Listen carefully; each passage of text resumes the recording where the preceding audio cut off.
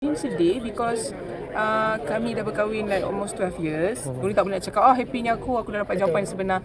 Tak, apa Nuri rasa kat sini, of course banyak memori yang Nuri sama-sama dengan Razi and with the kids also. So apa Nuri boleh cakap, sekarang dalam fasa menerima dan I just want to be happy lah. That is all. Itu saja. Anak-anak macam ni? Anak okay.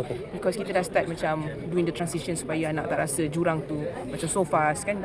Tak nak diorang tertanya-tanya where's baba apa semua. So kita dah practically kita dah buat perubahan daripada segi setempat berbulan-bulan yang lalu, jadi everything is fine. So kiranya anak-anak dah faham lah yang sekarang kita selesaikan segala yang kita tanya-tanya apa yang berlaku daripada like yang saya sendiri tak tahulah kan.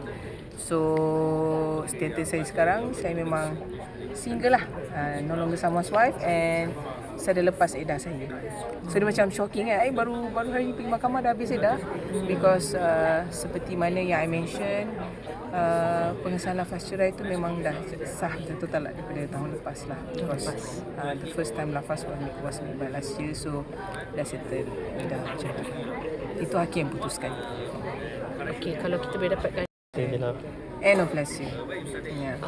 Okay, sekaligus bila you cakap macam ni, sekaligus macam dalam keadaan yang kita tak tahu boleh tak boleh, so nak elakkan daripada apa-apa masalah daripada segi agama, so that's why kita refer to mahkamah, and bila hakim dah putuskan, kita terima benda tu. But I think that's why mungkin Tuhan tu jentik hati kami sebab kami sudah lama tidak sebumbung kan, so maybe that's the reason why lah. Kenapa masih Nurin dari So that's why dia mengambil begitu masa. Dia mengambil masa begitu sangat lama. Nurin, okay, we all ada. Mami baba berpisah, lepas tu anak tak dapat kasih sayang seperti mana mereka patut dapat kan. So we stick to our co-parenting yang macam kita pernah discuss, me and Razi. So kita buat benda tu lah. At least bila anak membesar tu, dia tak adalah rasa macam tak ada baba, tak ada mami, tak nak macam tu. Because I know how it feels like growing up without a father. So I tak nak benda tu berulang pada anak. As long as the parent exists.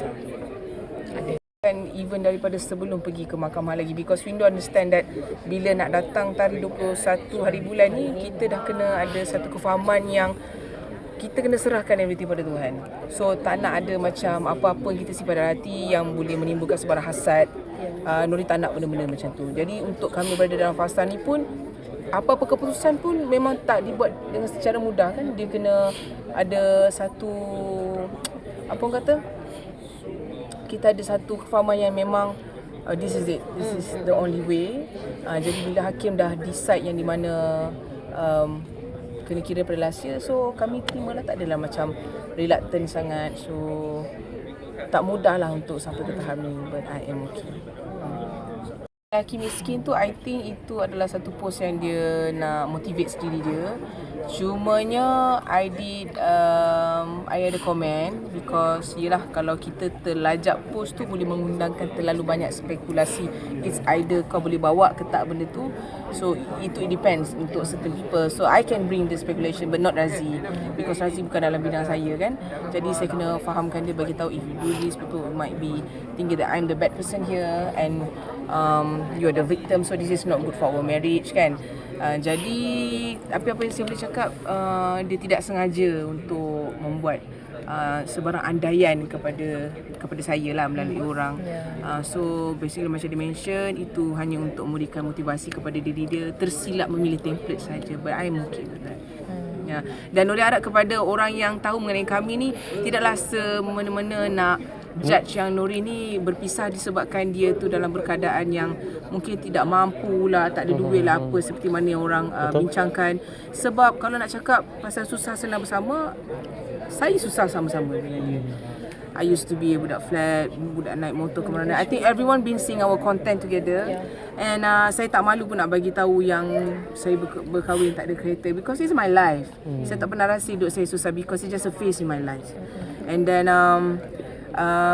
jadi Nuri harap orang yang tahu mengenai kisah kami banyakkan berdoa, because benda tu orang kata sentiasa bersangka baik lah. Because the more you think about people mengenai benda-benda yang tak elok, it's all about yourself actually. So itu sajalah daripada saya. Jangan fikir bukan-bukan lah macam kau pula yang kahwin sekarang ni. Macam tu lah. Itu Nuri dulu